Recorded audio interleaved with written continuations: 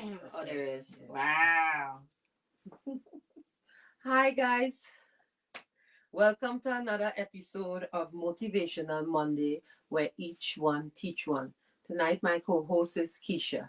So Hi, we're going to everyone. start with a little prayer. Father God, I just want to thank you. Bless each and every one that is watching this broadcast tonight.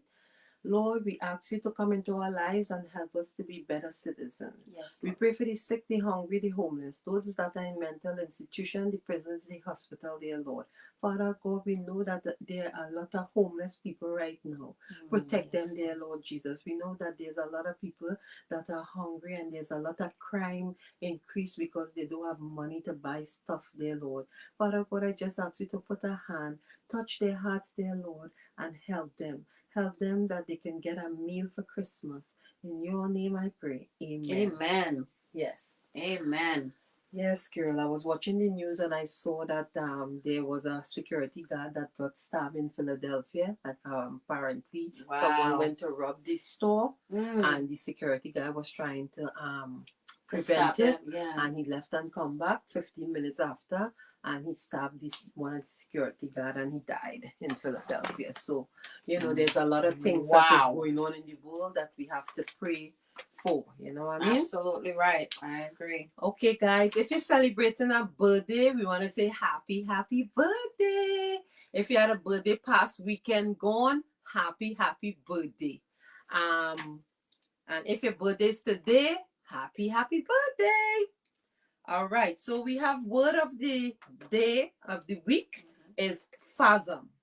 Fathom is a unit of length equal to 6 feet. That is one word, one part of it. And then it have measures the depth of water and attempt to fathom the ocean. So our word of the week this week is fathom. We want to say season's greetings to everyone out there. Yes. Have a happy time. holiday. Yes. Just be Whatever you safe. celebrate, happy whatever. Happy holiday, happy Kwanzaa. There's so many more. Yeah. Whatever you celebrate, we wish you an amazing holiday season. Be safe. Yes. Okay, so I have a short health tip for you guys today. We're going to talk a little bit about infectious diseases. Infectious diseases are disorders caused by organisms such as bacteria, viruses, fungus, and parasites. Many live in and out our bodies. They are normally harmless or even helpful, but under certain conditions, some may cause diseases. Some infectious diseases can be passed from person to person. Some are transmitted by insects or other animals, and you may get others by consuming contaminated food or water or being exposed to the environment. Signs and symptoms may vary depending on the cause of the infection, but often includes fever and fatigue. Mild infections may respond to rest and home remedies, while some life-threatening infections may need hospitalization. Many infectious diseases, such as measles and chickenpox, can be prevented by vaccine. Frequent and through hand washing helps protect us from infectious diseases. Some symptoms are fever, diarrhea, fatigue, muscle aches, coughing. Excuse me. Have been bitten by any animal. This is when you need to seek medical attention, or having trouble breathing, or have been coughing for more than 1 week. Have severe headache with fever. Experience a rash or swelling. Have unexplained or prolonged fever. Have sudden vision problem. Causes, some are bacteria, some are viruses, some is fungus, and some is parasite. Um, Again, you can get it from person to person, animal to person, mother to the unborn child.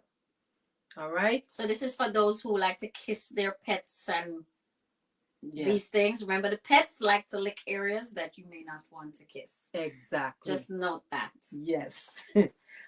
So again, just be careful and seek medical attention when you know something is wrong. Yep. All right?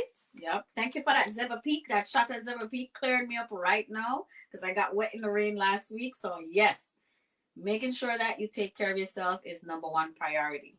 Yes.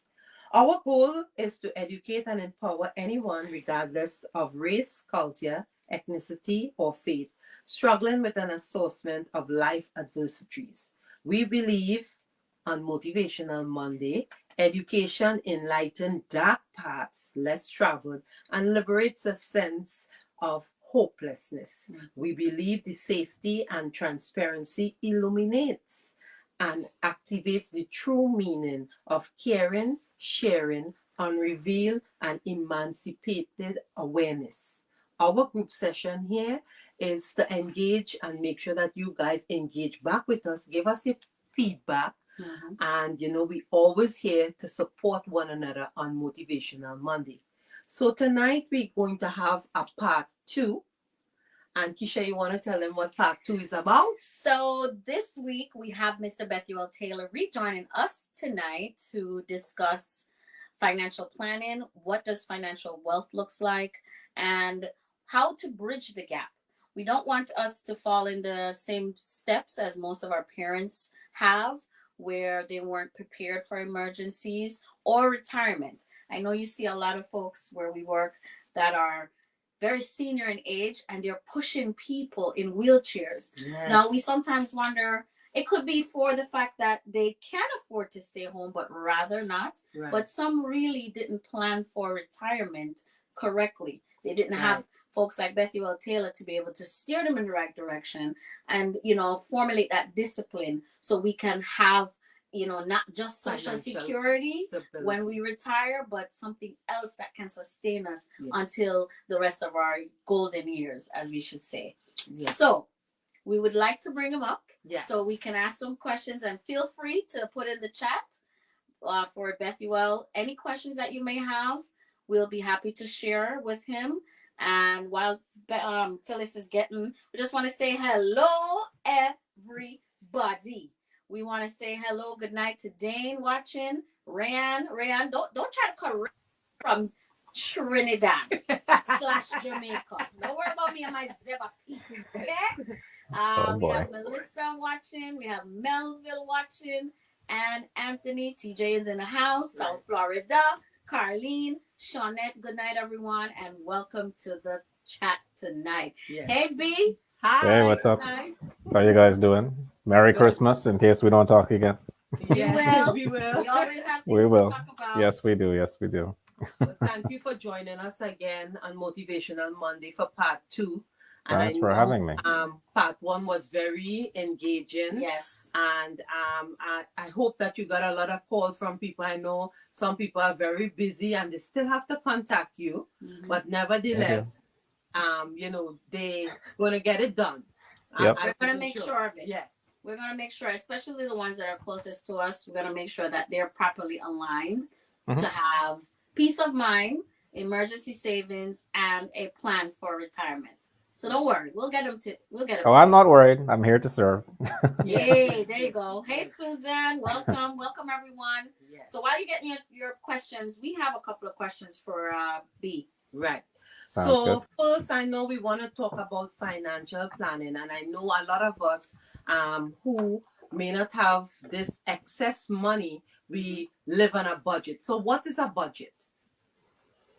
Well, when I tell people about a budget, I like to tell people that a budget is you telling your money where to go. Because if you don't tell your money where to go, your money is going to tell you where to go. And oftentimes when your money is telling you where to go, it ain't telling you to go anywhere nice. So a budget is first having an account of where your current expenses are, what's coming in and what's going out. And that will then allow you to figure out, well, okay, is what's coming in enough? And then you could make decisions about that, increasing your income and things of that nature. And then based on what's going out, you can decide, well, okay, the places that I'm spending my money, are those places in alignment with the goals that I say that I want for myself? A perfect example, personal story, is when I first started taking a look at saving for the future very seriously, I wasn't able to save as much as I wanted to, and I was making okay money, Right. but for the life of me, I wasn't saving any of it until Right. I sat down and I did my budget. And I realized that on average, every single month, between $400 to $600 a month was being wasted eating out. Now, Right. some people might think that that's Right. fancy restaurants and Right. all, but it wasn't. It was a stop at Dunkin' Donuts on the way to work because I didn't feel like making breakfast. It was Chipotle or Chick-fil-A for lunch because I didn't pack any lunch. I can Right. pull up my lunch bag right behind the computer right now. And it was in between meetings, it was another stop someplace else.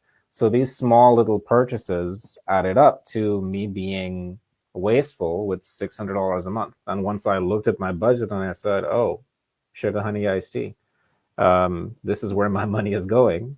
Right. That's when I was able to make better decisions about that. So now we brew coffee, Yes. my favorite cup of the day. I'm moved to be here. It's an utter pleasure to be here. Anyway, let me stop. But what Yeah. about for the average person Mhm. who cannot afford really to save $400 or $500 a month? How small you think they should start? Because I know a lot of people live paycheck to paycheck. Yes. They Yep. cannot afford to have a savings. But they I believe they can, but as B said, Bethuel said, the most important thing is the discipline and knowing like what's important, right? You said Yeah. like the eating out, cut that out. Maybe need to tweak your lifestyle Yeah. because some of us try to live too high for our, for our reach. right. We put Yeah, our you're hands 100% far up. right. Hang in their hand where you can't reach. My mother always say Correct. that. Yes, Correct. that's And also a remember, Guyanese saying, don't hang your hat Yes. where your hand can't Hand reach. can't Yeah. reach. Jamaica too. And another saying in Jamaica is one Yeah. coat of full basket. Exactly. So if you Yep. save $50 today, you're not rich. So you save 50. Mhm. And when you get to another level of income, you say you Mhm. get a raise. You save the next 50. Right. Oh, you know Yeah. what I mean? So just something that we need a little bit more discipline. I had to learn Yeah. the hard way. Yeah. Well, I think for the viewers out there, as little as $25 is a start, I would think. Oh, It absolutely. is. Because It it is. adds up. But it's supposed to go in a savings account Mhm. that you don't touch. But some people Exactly. don't have the discipline, and we're trying to see how we can reach them for Mhm. especially for 2024 coming, that they can have something like our job offered us. A savings emergency fund. Yeah. We did a couple of courses. We Yep. put our own money in, and they gave us. Let's not tell them how much. Yes. They gave us a little bit. We're not Yeah. gonna let them know what business. Yeah. Is that But right? they gave us a nice ample amount for completing Mhm. those steps, which was very fabulous, and it's Mhm. growing. Like Yes. we leave it, we set Says it. some of us have set it and forget it. Yeah. Some Yep. have already spent it already. Yeah, me, I've set mine and I forget it because I'm Mhm. like that. If I get a raise, I increase my 401k. Mhm. You Yep. understand? I don't worry Mhm. about taking the money or whatever the case may be because I know Mhm. that, I'm single. I have to study for my well-being. If Correct. God forbid something should happen or for my future. But some Yep. people, again, don't have the discipline. So like me, I would say, Mhm. you know what? I'm not shopping. I don't need nothing. I don't want nothing. Right. You understand? Mhm. Some people again have disorders of shopping. They have to Yes. shop. They have to shop. Disorders of They have to shopping. buy. That So should they be on a become t-shirt. hoarders. So we want them to break out of these habits. Mhm. That sounds like therapy, but okay. Bethuel. Yeah, well, it's a couple of things. When I started saving, I was saving $50 a month. I wasn't lighting the world on fire.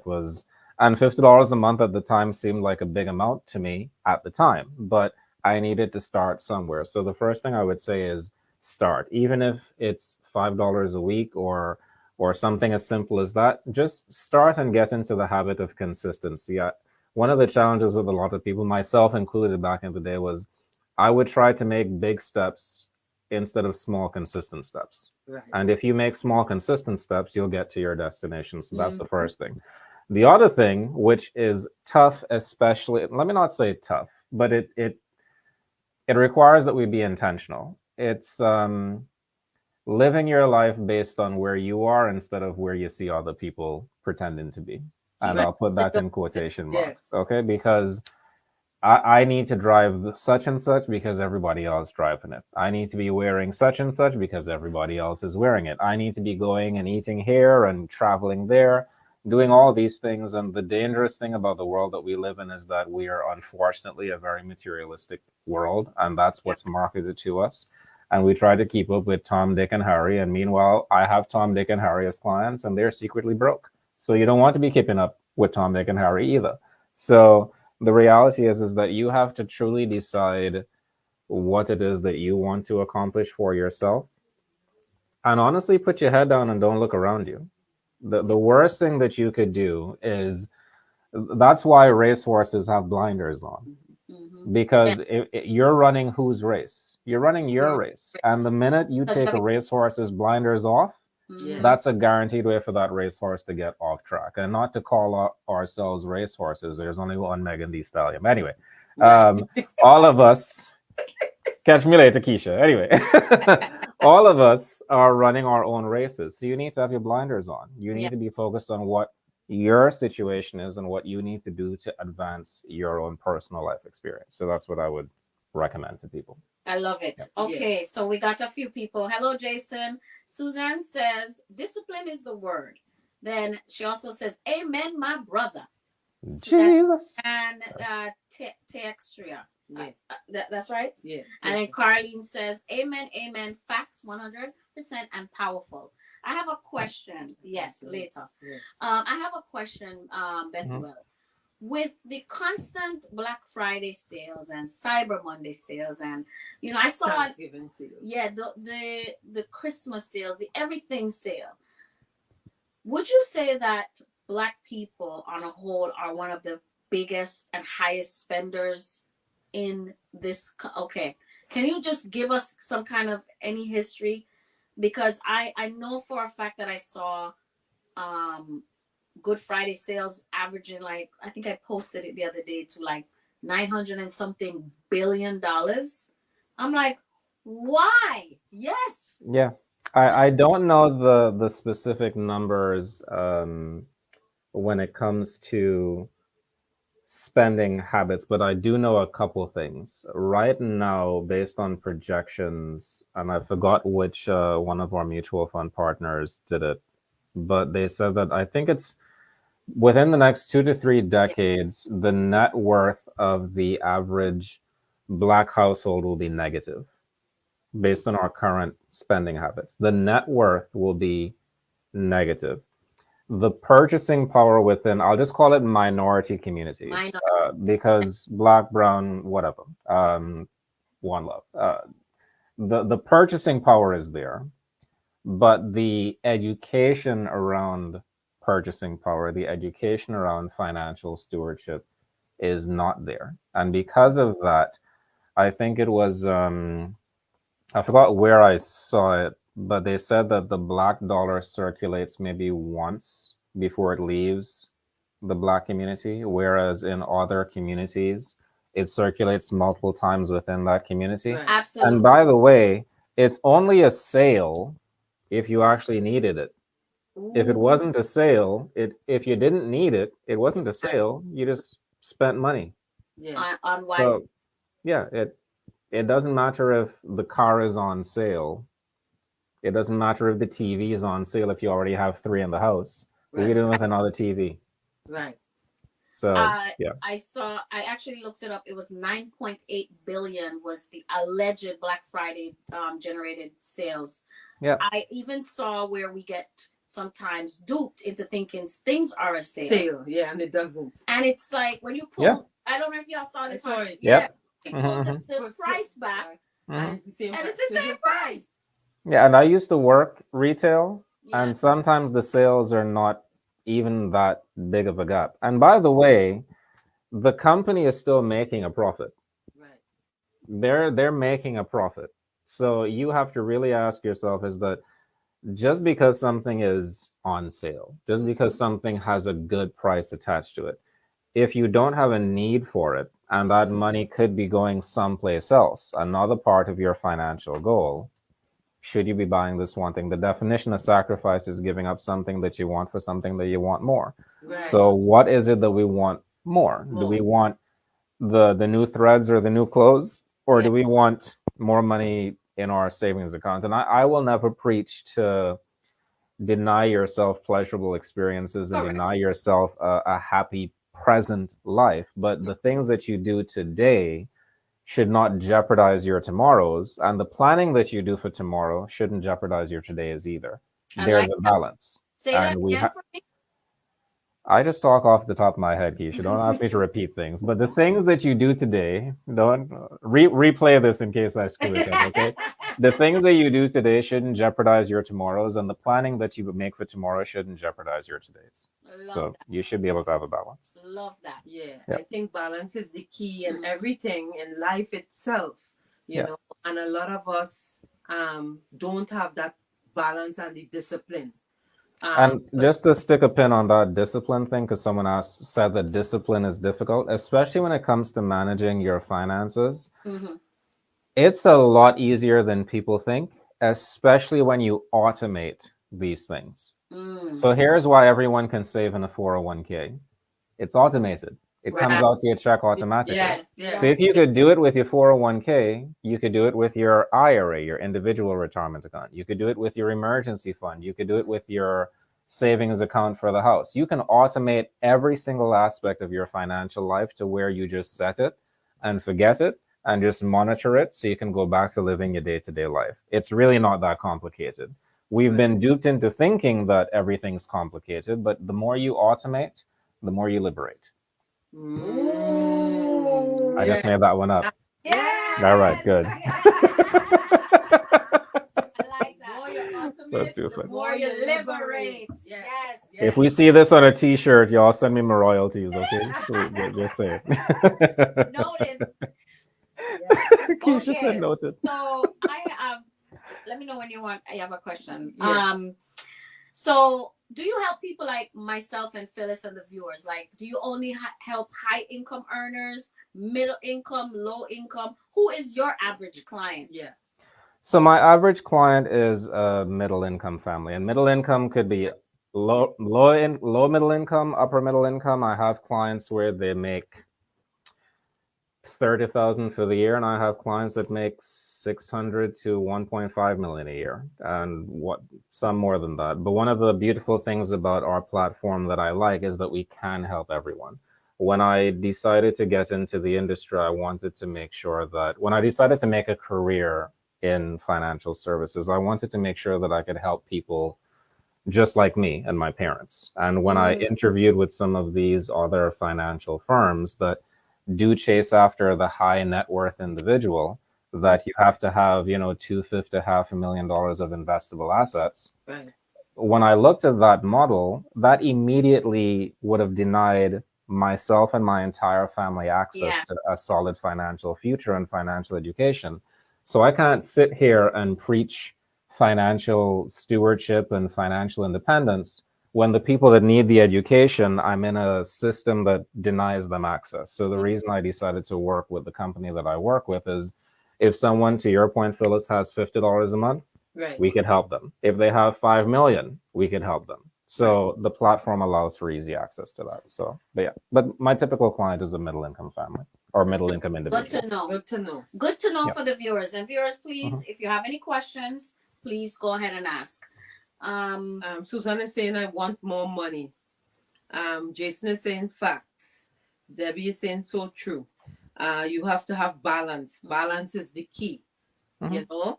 And what I realized too is a lot of ageable people doesn't have anything. And I mean, they're just living from day to day. They don't have an insurance policy. They don't have a plan.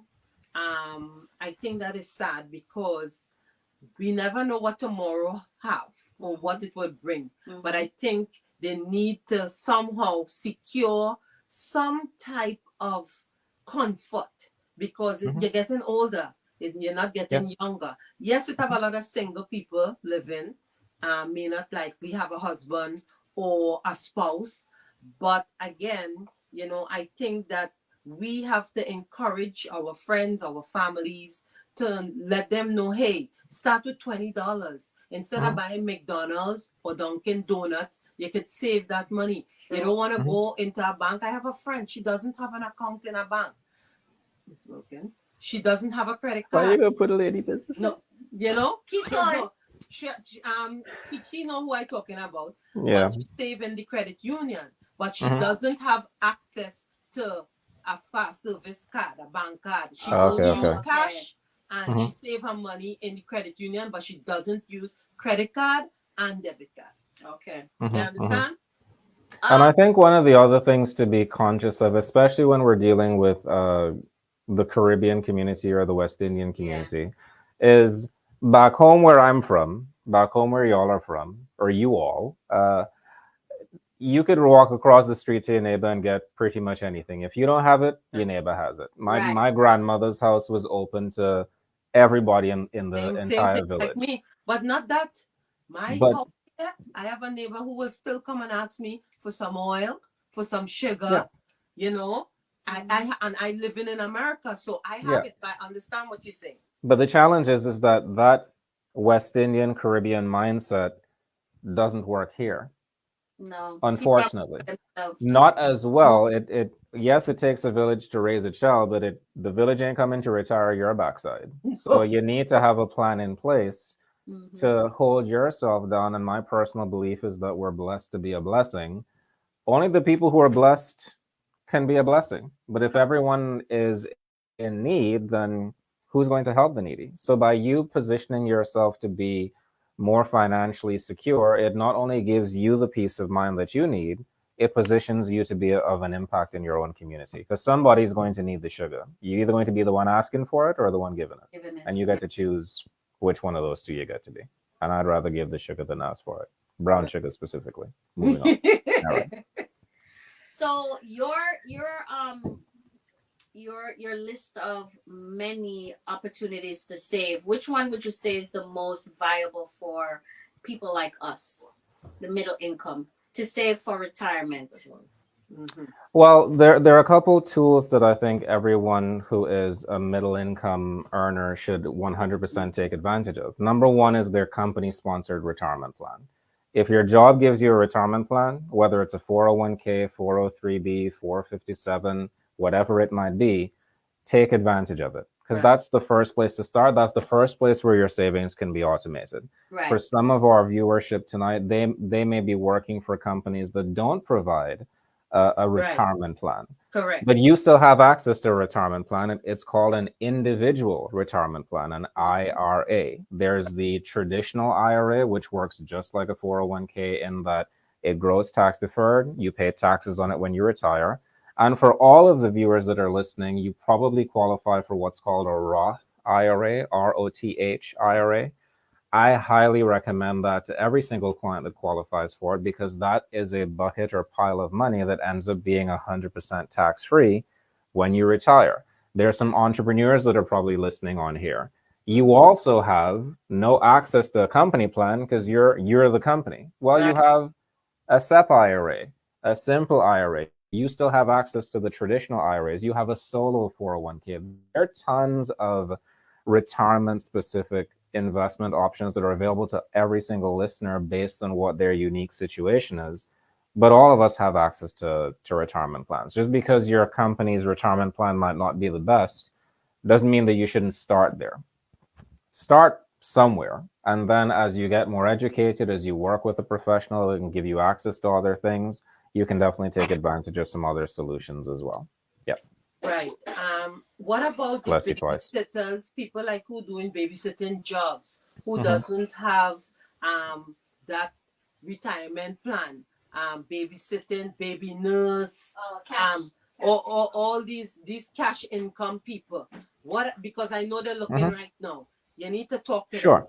So if you don't have IRS approved or IRS earned income, so in order for you to invest into a retirement account, you need to show the IRS that you have what's called earned income. So let's say you don't have earned income by IRS standards. Let's say you work for cash or you work under the table, whatever the case might Yeah. be. Let's say you work for cash, forget Yeah. under the table. Yeah. While you can't have, right? While you can't have a retirement account, specifically like an IRA or a 401k or something like that, you could have a general investment account. Like I could open up an investment account for my child. My child doesn't have any earned income. I do not have any children. I'm just using that as an example. I checked yesterday. But you could make sure that some of y'all will get that later. Anyway, you could open up investment accounts for people who don't have earned income. Right. But when we're talking about specifically retirement accounts, you need to have earned income. Whether that's W-2 or 1099, you need to have earned income. But if you're in a cash, if your income is predominantly cash, you could still open up a general investment account, what's called a non-qualified or non-retirement account. And that would be the first place that I would start. Nice. Definitely. Good to know. Mhm. We have a question in the chat from Steve. Sure. Should What's a up, Steve? 60-year-old person with plans to retire in a few years be aggressive in the stock market? That's a good question, Steve. And I'll say that it depends on a couple of factors. Mhm. Now, whenever you hear someone say aggressive, that means that they're exposed to volatility, basically, Right. short-term volatility. I was actually just looking at what the market is doing this year, and the market's having a good year. But Steve, should you be aggressive, that would depend on a couple of factors. Number one, how many years are you away from retiring? That's one factor. Number two, do you have enough saved to be able to retire when you want to retire? Because that also affects how aggressive you should be. And also, what's your risk tolerance? Mhm. Because you could have a financial professional tell you that you should be more aggressive based on what your goals are and what time frame you're looking at.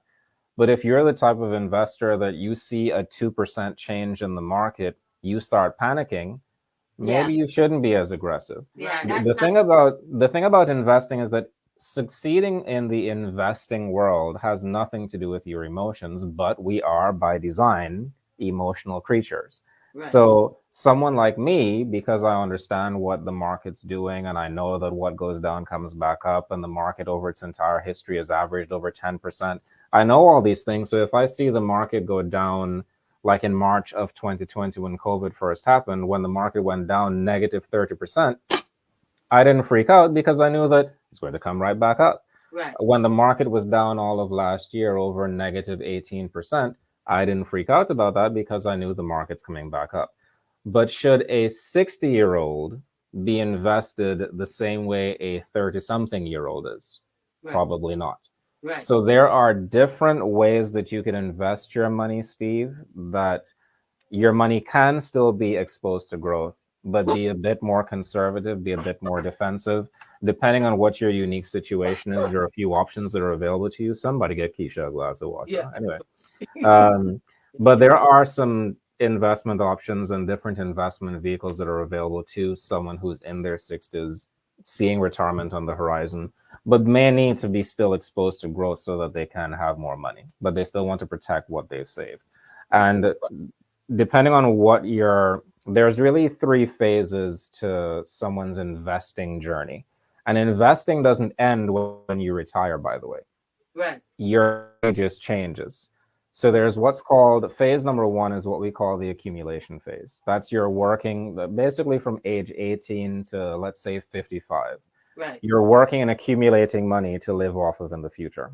Right. That's what's called the accumulation phase.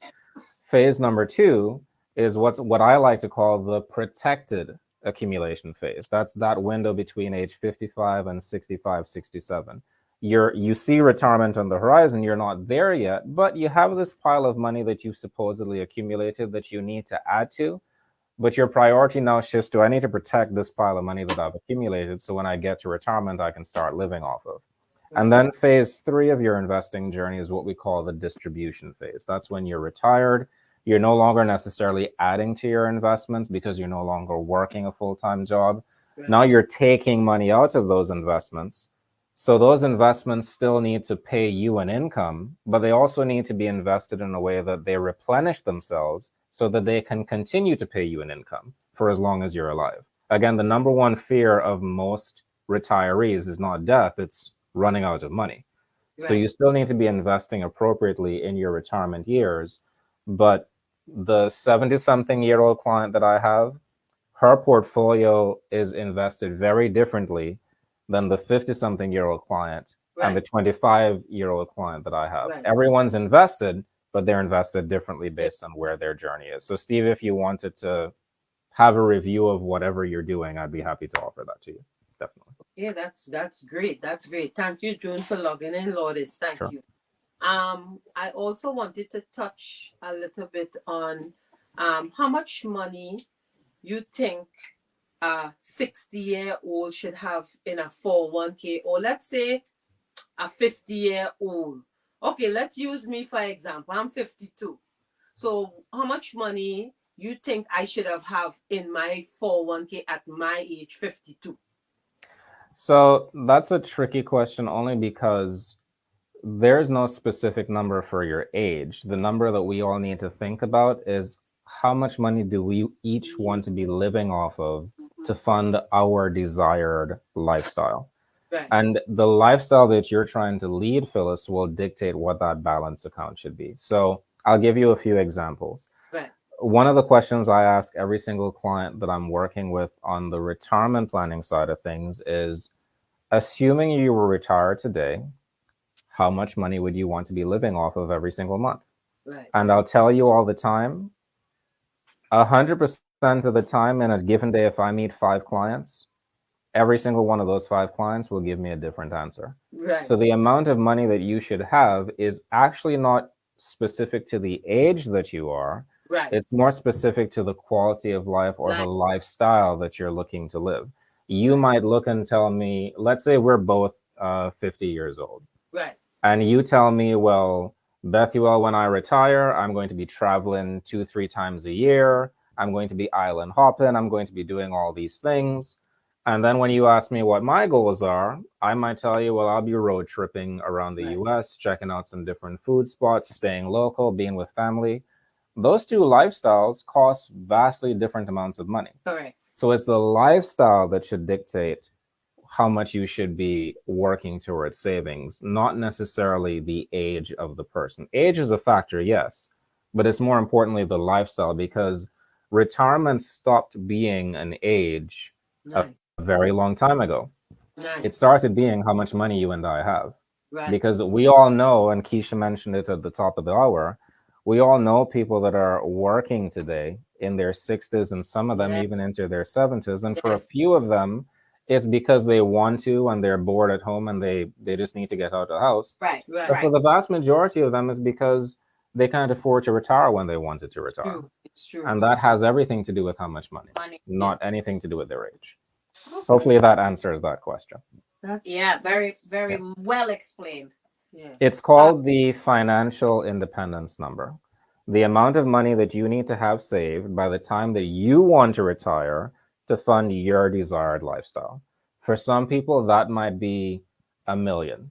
For some Right. people, that might be 2, 3, 4 million. For some people, that might be $500,000 or 700 grand. It's all based on the lifestyle that someone is trying to live or desirous of living. Nice. Okay.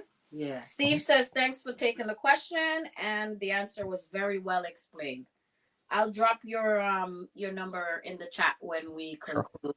But Phyllis, you had any other questions? Yeah. So for a person again in the 50s who's trying to buy a home, can you give us some direction on that? When you say trying to buy a home, you mean direction in terms of owning your own, your own property. Okay. It's like, okay, I live in New York, and New York is very high in purchasing something. All 500, 6,000, 7,000, you go up the road. It's not like in Florida you can get something for 200 or. Oh no, Florida is not that anymore. Trust me. Oh yeah. Unless you in the woods. Right. So yeah. I know some people want to get it, but we sometimes, especially if in a single household, to purchase a home is kind of hard on one person to do. Yep. But you would like to acquire something, maybe a condo or something else. What are your thoughts on that? I think that the most important thing. What Keisha said? Join us, Susu. You could do that too. Don't. I'm messing with you. Don't do a susu. Unless you need like the beautiful. Listen, do susus have their place in your savings plan? They actually do. But if they're the only thing that you're doing for savings, please stop. Yeah. By the way, susus don't give you any interest rate. Just throwing that out there. Um, the most here's what happened in 2008 that was part of the financial crisis that caused the financial crisis. People were buying homes that they couldn't afford. Right. Yeah. So if you are desirous of purchasing a home, work with a real estate professional and a financial professional to figure out what can you comfortably on Right. your own income afford.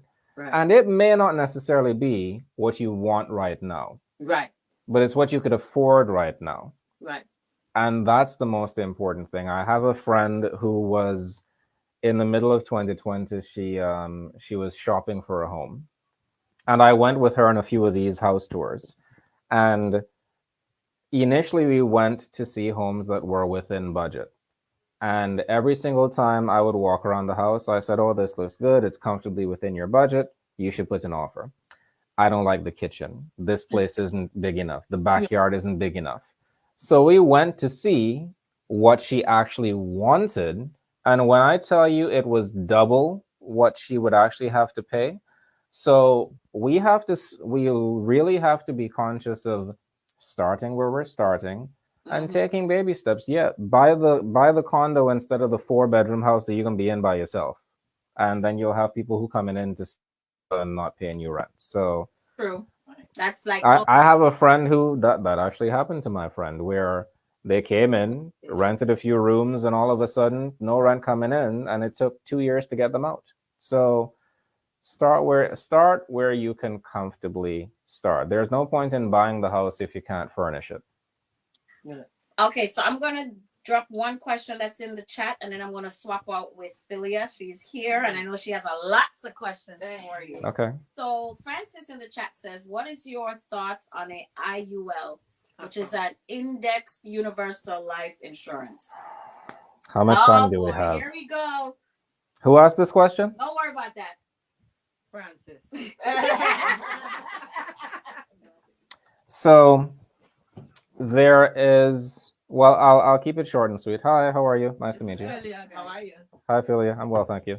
Okay. There is the sales pitch of IULs, and then there's the reality of those contracts. Now, I'm a fiduciary financial advisor, fully licensed. You can Google my name. So when I speak to you on this topic, I'm licensed to have this conversation. Oftentimes, the reason that IULs, which are an insurance product bundled with a savings portion that is tied to the stock market, oftentimes the S&P 500, they're often sold as a means to get insurance and savings at the same time. Often, the clients that I usually see them, who we do get out of them, by the way, they're usually pitched these products as a means to save for retirement. And I have dozens of policies of IUL contracts that we've helped clients get out of. Read every single contract. Would I advise any client, including my worst enemy, to purchase an IUL? And the answer is no. And we can go into all of the fine print, but I'd rather pull up an illustration from several of those contracts that we've gotten clients out of. Just a few reasons why they're not good. Number one, they're cost prohibitive. So if you are trying to get insurance and savings bundled together, those products are inherently expensive. Number two, it takes a couple of years for how the traditional ones are structured for you to build up any savings. And if you were trying to use it as a savings vehicle, if you're waiting 2 to 3 years to see your cash value, is that really a good savings vehicle? The second thing is that it's tied to the S&P 500, the stock market. 100% of the illustrations that you will look at do not include the real return of the S&P 500. So those fancy illustrations don't show you everything that's happening in the S&P 500. I'll actually drop an article. I'll send you an article, Phyllis, that you can share with your readers. All right. It's an independent breakdown, not written by me. It's an independent breakdown of how those contracts actually work. they underperform the S&P 500, and they always have, and they always will. And I can give you contract examples.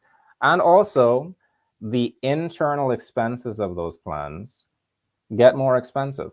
So eventually there comes a point in an IUL contract. In fact, we just got a client out of it last week, another one. This was sold by Transamerica.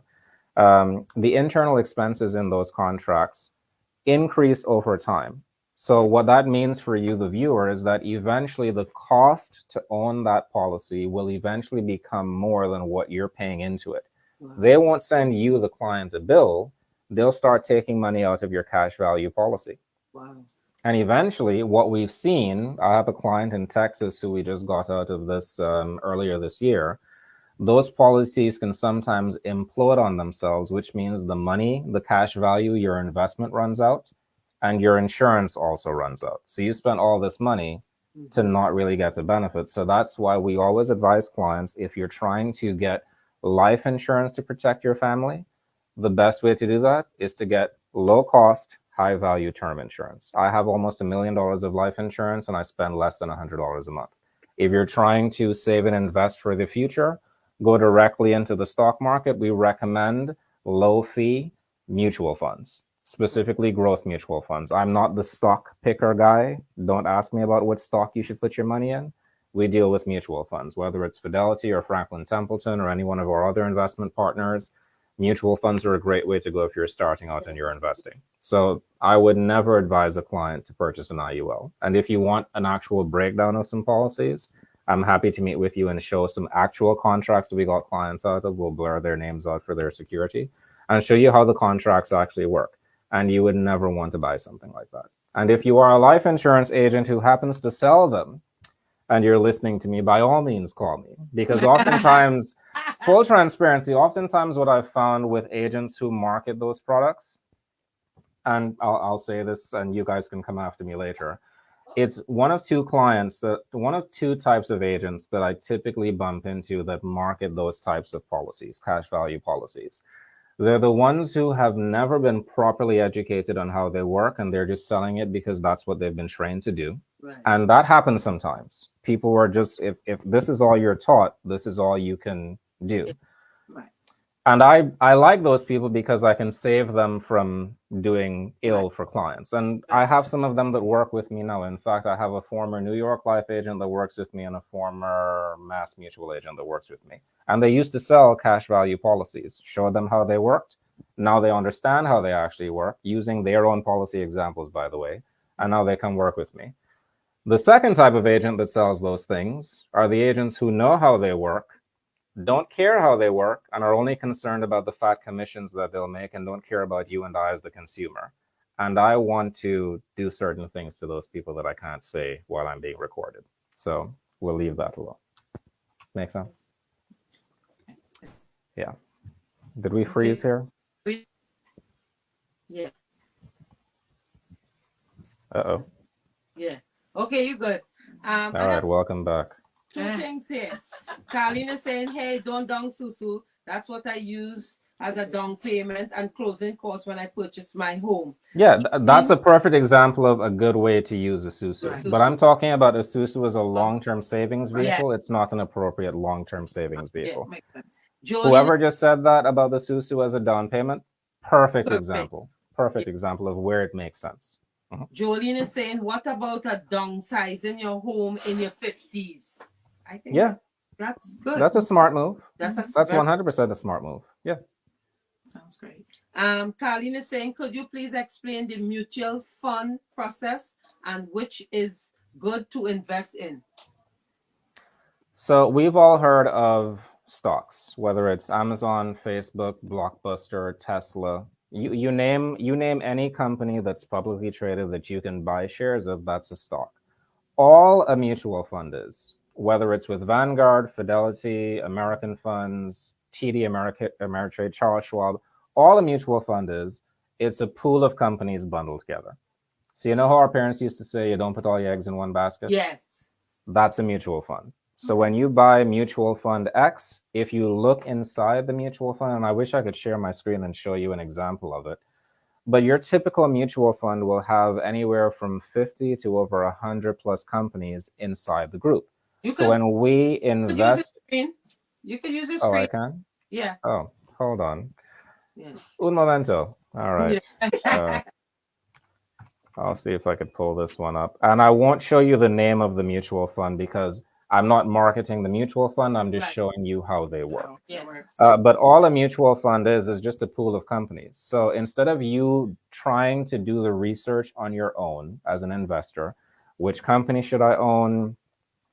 Which group of companies should I invest in? A mutual fund allows you to work with professional money management, whether that's again with any mutual fund company, Vanguard, Fidelity, it doesn't matter the name of the fund company, but we pay the mutual fund company, you and I as investors, to do the research on our behalf. The fees that we pay to mutual fund companies is for them to do the research, them to manage the group of companies. Let me scroll down here and see if I can, let me see here. How can I share my screen? Present. Share screen. Screen again. And let's see if that works. Can you guys see this screen? Yes. Hold on. Yeah, I've seen it. One moment. What are you seeing now? I've seen it like a Okay, right. It's up there. Yeah. Hold on. It was just wait, gone. Hold on. I'm coming back. We're doing this on the fly, ladies and gentlemen. So spare me. All right, no pressure. Let me see here. I'm trying to find the. There we go. Can you see that screen? So we're quick. Yeah. Hold on. Yes. Yeah. Okay. So this is a mutual fund. I'm not going to give you the name. It doesn't matter what the name is.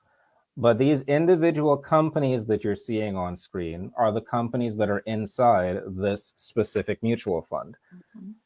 Does anyone recognize any of those companies there? Yes. Yeah, you probably recognize a couple of those companies. Yes. Right?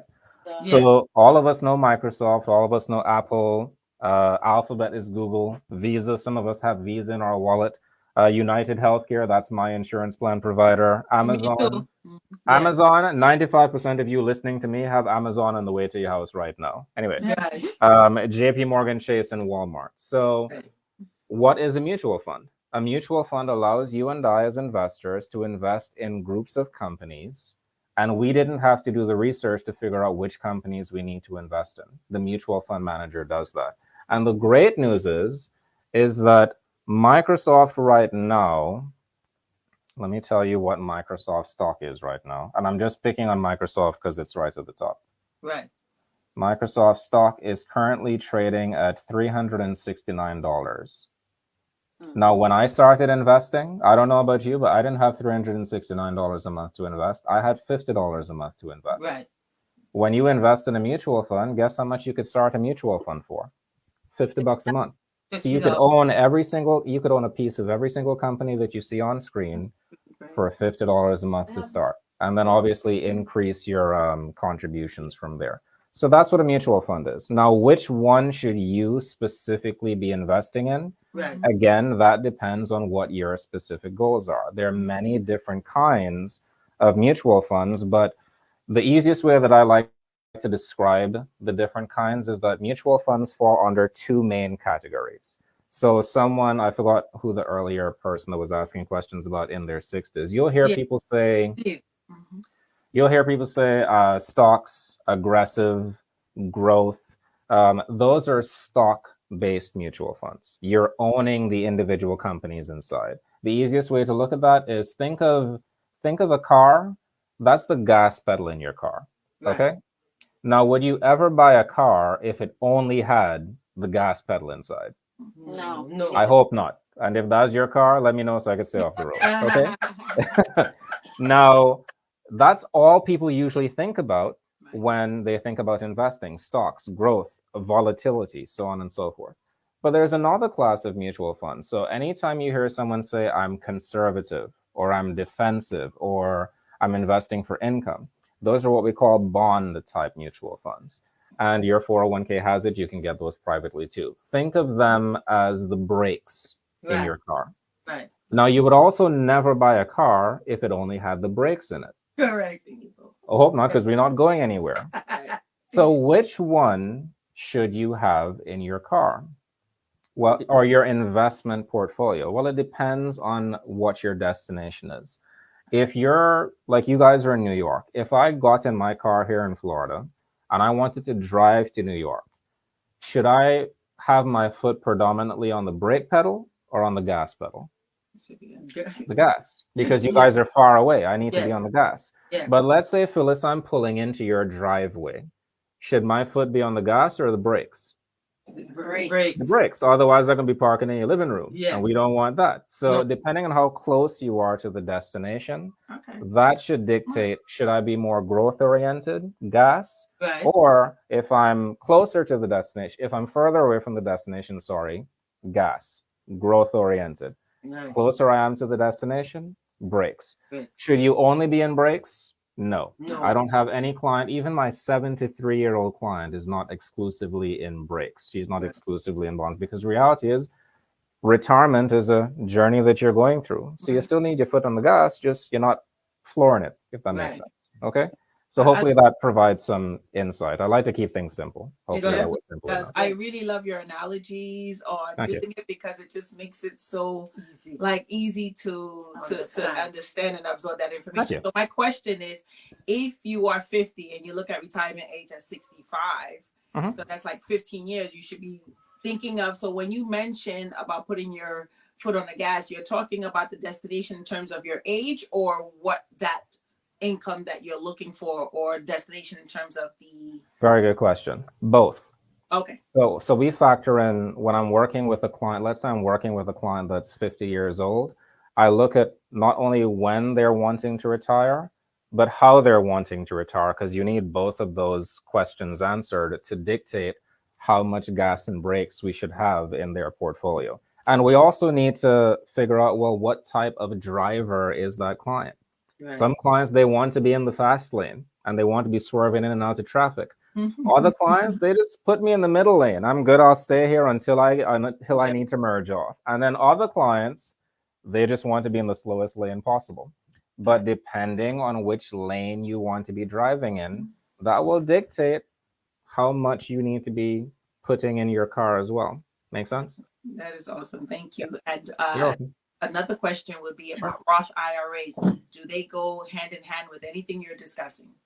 100% yes. So the rate of return that we as investors get has nothing to do with the Roth IRA, the 401k, the traditional IRA, the 403b, it has nothing to do with that. The rate of return that you and I get has to do with the specific mutual fund that we're investing in. So the mutual fund that I just showed you, you could have that mutual fund in your 401k, your Roth IRA, your traditional IRA, your SEP IRA, your 403b. That specific mutual fund can be in any one of those accounts. And all of us will have the same rate of return. So the difference will be in how we're all taxed. So the Roth IRA is a great investment vehicle if used correctly, and you should have mutual funds inside your Roth IRA as well, because here's one of the biggest mistakes I've seen. People go open up Roth IRAs at their local bank account, their local banking institution, and what's inside the Roth IRA? Not mutual funds, either cash or a money market. And what's the rate of return on those things? Low. 0.0 something. Right. So think about the Roth IRA, the 401k, the 403b. Think of those as the grocery bags. Okay. And what's inside the groceries inside that bag is the mutual fund. Does that make sense? I just love the way you explain. Yeah, things. you know, like Okay. this makes sense. Yeah, Completely. Steve is saying Thank this you so young man is great, breaking things down. Oh. Really great. Colleen Should have is kept my saying, hair. Thank you for explaining. No, Yes, because you it see, really is. you're talking to us, people, Mhm. You natural. don't have the background. Who of don't have the finance, background right? in or master's finance, degree in finance. finance, and who do have bachelors and all these X, Y's, and Z's. So Yeah. you know, people Yeah. understanding Right. it Simple- better simple and simple terms. Yes. terminology. And I like to keep it that way because the whole goal is, I don't like it when I see, and this is one of the other reasons I don't like IULs, but that's another topic for another time. One of the challenges I have with some of my peers in the industry from other companies is that they feel like the way they're going to impress you, the client, is to talk over your head. Right. For me, I wanted to feel like if someone came and sat down with my parents, I wanted my parents to know I know what I have after this person leaves. If someone sat down with me, I wanted to know what I have after they leave. A good relationship with a financial, for me, I want my to know what I'm doing and have confidence in what I'm doing. And you can't know what I'm doing if I'm talking over your head. So I keep things simple and adjustable intentionally, because an informed client is a great client. Because if you know what you have and why you have it and why it's in your best interest, you're going to stay the course to your financial security. But if you have no idea what you have, some guy or girl just came in and sold you a bag of goods, even if it might be good for you, because you don't understand it. That's why so many people, especially in our communities, don't follow through with their programs, because no one's taking the time to educate people. That's it. And one of the things that I love about what we do is we educate you, and we make it so that it doesn't matter if I understand it. You, the client, have to understand it. And if we need to talk about gas and brakes, if it makes sense that way, great. I could explain to you what a mutual fund is using a buffet, for crying out loud, because I like buffets, so I could explain a buffet. Don't make me use that analogy, though. That won't go on. No, it won't. I have a question here for you. Sure.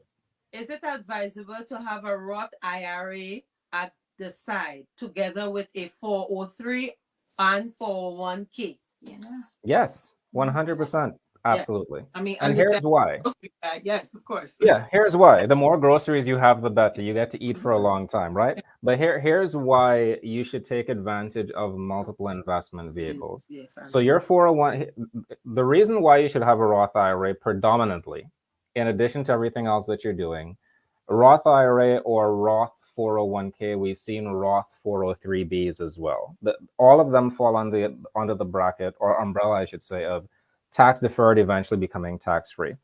The one thing that no one ever plans for these days is taxes in retirement. So that $5,000 that you plan on living off of from your 401k, it's going to be taxed. You might be walking away with $4,000 after taxes. The value of the Roth IRA is that every single red cent in that Roth IRA when you retire after age 59 and a half specifically is 100% tax free. So if I have my 401k, I'll pay taxes on that. But if I have my Roth IRA as well, this is tax free. So when I'm living in retirement, I could pull some from my 401k and some from my Roth IRA. Now my overall taxable exposure is minimized, so I get to keep more of my money. So 100% of the times that a client qualifies for IRA, encouraging them to take advantage of it. Our company is actually the #1 opener of Roth IRAs in the entire industry, because that's how passionate we are about helping our clients retire with tax-free income. So it's a big deal. If you don't have a Roth IRA and you qualify for it, get it. And if you don't know where to get it, you're looking at it. Hi. Okay. Let's continue. All right. Francis, have another question here. Do you think Sure. that having a Robinhood account is a starting point for an average person wishing to dabble in the stock market? I won't say no. Yes. Is that a decent place to start? Yes. Are there better places to start? Yeah, because here's the thing I don't like about most of these independent trading platforms. They're not educationally driven. They just say, hey, open up this account, start trading today. But what am I buying? Why am I buying it? What's the goal here? So do I have clients that used to be with Robinhood? A bunch of them. And the reason they came over is not because of the fund they have access to. They came over because they have access to education. And the more education you have access to, the better off you are. And yeah, it's the education for me. So if you have Robinhood, continue to do that. And some of my clients, they invest with me and they do Robinhood and E-Trade. They want to play around in the market themselves too. I handle the serious money and they have play money. That's fine too. Knock Good. yourself out. Have fun. I have two more for you. Nicola saying, Sure. I didn't make much money, but it's not what you make, but how you save. I save 50 a pay period, and when I could, she adds more. Yeah, start where you start from. Yeah. Anthony has a question. He said, ask him about his thought on Venezuela and Guyana situation at the end of the show. So they want your thoughts. I'm Guyanese. That's my thoughts. I'm Guyanese. That's my thoughts. Yes, yes. Next question. Venezuela trying to discover Guyana. Moving on. Exactly. Sorry.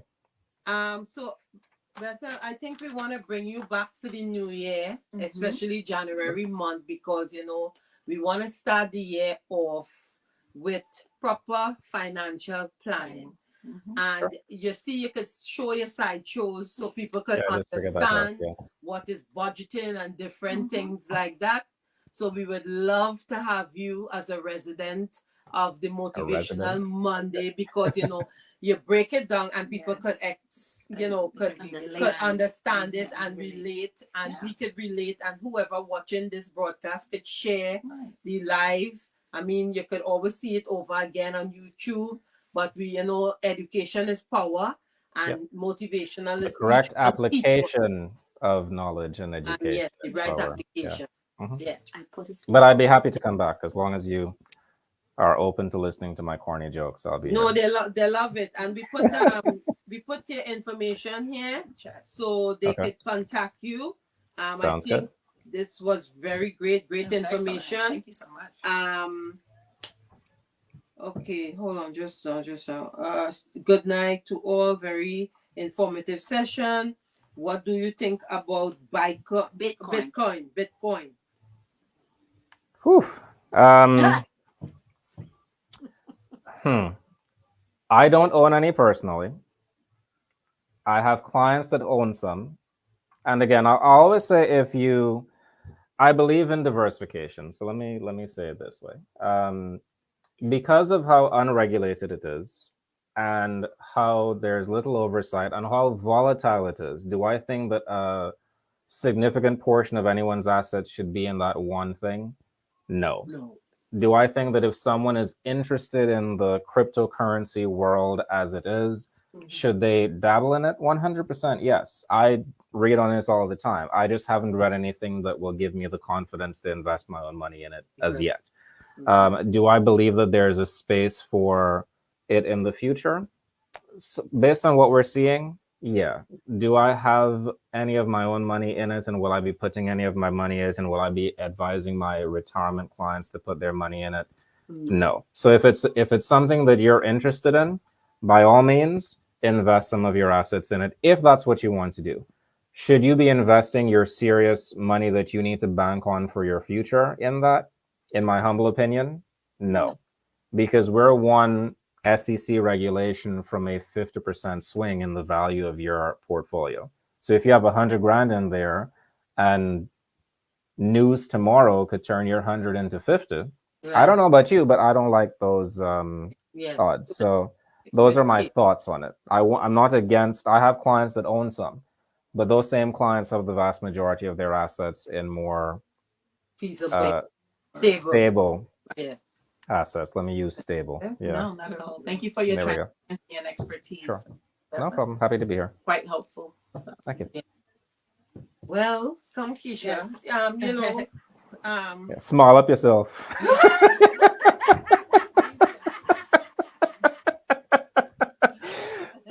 Jeez. Well, thank you so much for sharing welcome. your knowledge, being available, being willing, even going over the time for the second time. And I'm so happy that Philly will want to. Sorry. And Philly would like to bring you back. Yes. There's so much more to uncover and learn. As the motivational motto says, each one, teach one. Each one, yes. So I like that. It's been a very valuable resource. Maybe it was an utter pleasure being here. It was an utter pleasure, Lord. Anyway. You could help yourself. I know. But yeah, I'll be happy to come back whenever you guys need me. Thank you so Definitely. much. Thank you. Thank And you. folks, Absolutely. don't forget, I am licensed in New York as a life insurance salesperson, so I can help you to navigate through those plannings as well. Bethuel, thank you again. You are spectacular, and that's why Thank you. I said Let's let's bring you on. definitely bring you on so you can share the knowledge to our people. Will do. Mr. Taylor, you're awesome, wealth of knowledge, good, very good information, Thank you. great information from Nicole, Debbie, and Carlene. Everyone out there, thank you for joining. Thank you. you guys, and have a great night. Happy Have a blessed night, holidays to everyone. all. And Merry we will Christmas see and a you- Happy New Year. Yeah. Yes, Happy New Year, and we're gonna see you soon. Okay. See you. See y'all Bye-bye. next week. Bye, Bye. guys. Be See ya. well.